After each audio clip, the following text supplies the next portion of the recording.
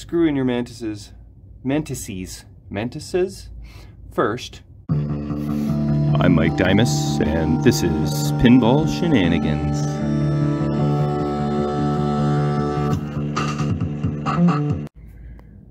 Alright, I'm gonna attempt to install Mantis protectors. I've actually kind of been working on them for a little bit, and then I actually finally realized that there is a left and a right side, so it does matter how you install them. And it wasn't really abundantly clear when I was doing a little bit of research on the Mantis site. I may have just been overlooking it, but it just shows the protectors. It doesn't show them installed.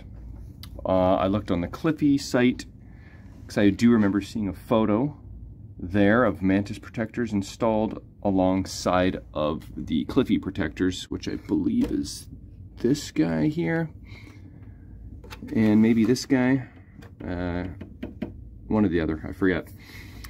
But so far it's fairly simple. You just remove the two switches, so 2 screws each, and I finally determined, well, I think I had this guy in here, and then on the Cliffy site, it looked as though this was installed on this side. So I uninstalled everything so that I could swap and that put this one here, because on the Cliffy site, this edge of the short fin here looks like it's actually touching that edge of that side. So I moved it out of that spot there, which I had it in just by fluke, moved it over to there, and the wings here on the inside of the No Way Out shot were kind of protruding, so it didn't look right. So I looked for a bunch of photos, I read a bunch of crap. Finally, I'm pretty convinced that I had it right all along. So even if you have a missing mountain mod, skull mountain mod, you can just kind of move them out of the way, set them in there. And I thought that the screws would go through the switch screws, but they actually don't. You just screw them into the playfield. So I'll show you the underside, but here's what I mean. This little short tab goes on this side, short tab goes on this side. I can imagine, a weak shot up the middle, the ball might come down and kind of ball trajectory could change, hitting the edge of the Mantis there. But that, to me, after my research, appears to be the correct way that they want to be installed. So we'll go underside the playfield next. Alright, here's the Mantis protectors from underneath the playfield. There's some extra holes here from a previous owner who had put on a rear mounting switch instead of a front mounting switch as a solution. So that's what the extra holes are for. On the right side. On the left side, I pre-drilled the holes for the 2 screws just with a tiny little drill bit, like so. And then you have to actually screw these in before you put the switch stack on. How did I find that out? Yep, the hard way. So screw in your mantises first, and then put in your switch stack. So I'm finding also that when you get these screws really close together to the finish line there, they're so close that you can't really get your nut driver on them anymore. So you may have to finish the job with your flathead screwdriver. Alright, all my screws are in. Let's go check out the top side. Okay, so here's what they look like. Let's have a nice look here. Yep, that's a pretty nice transition there. You can see how this sticks out quite a bit. So if the ball's rolling back down, it's definitely gonna kerplunk off of it. Same with this side.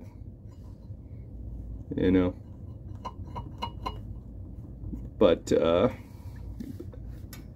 right here, it's a nice smooth transition up the ramp there.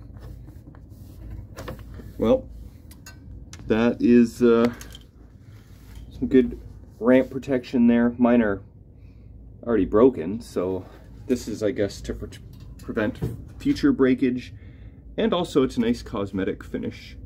I just really hope that there's enough space there for the switches and for them to register consistently and accurately, but I'm sure it is. Originally, I was going to add these reinforced switch backings to the switch stack to add like that extra support, but there's only so much room to work with, so I don't think I'm going to press my luck right now. I think we're just going to, like, there could be enough space. I've heard of people doing it, so I'm going to try and install the switches as is, and then just see if there's plenty of space for them to register. Because when I did a test fit earlier, it was the switch stack was like pressing hard against a Mantis, and that wasn't very promising. But I'll screw this in and then we'll have a look. Okay, I've installed the screws, but see, can you see right here? That part of the switch stack is pretty bent, and it's like definitely crammed against the Mantis there. See that? Bend in the metal there. And it's the same on the other side. Let's see if we can get a better view here. Right here. That's definitely pressing against the Mantis. I mean, the Mantis only adds like a 1/16 of an inch, but I don't know if the backs of those switch stacks were bent like that to begin with, or it's just fighting with space with the Mantis. But we'll go topside and see if everything's happy up there. All right, let's have a look here. Okay, this is a little bit more promising. Well, when I first kind of dry fit this in, I did kind of pull this switch stack forward to give it a little bit of breathing room, because it was like pretty much just pressed right against that Mantis. Like this one is pretty much like, see what I mean? It's pressed against the Mantis. So how is the switch supposed to register?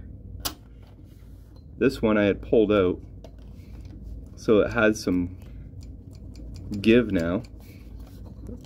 I imagine over time it is possible that the back of the switch will kind of bend backwards, maybe. Or maybe the Mantis is just forcing it forward. So I think I'm definitely going to have to kind of adjust this one the same way. Pull this switch backing plate there forward, give it some breathing room, then throw it in switch test. With freshly built flippers and these being new switches, just under normal circumstances you would drill these targets and they wouldn't register sometimes.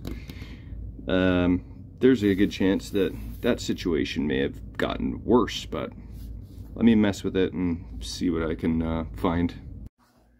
Okay, got the switches finally adjusted to where I think they're going to be happy. I did have to remove and bend this.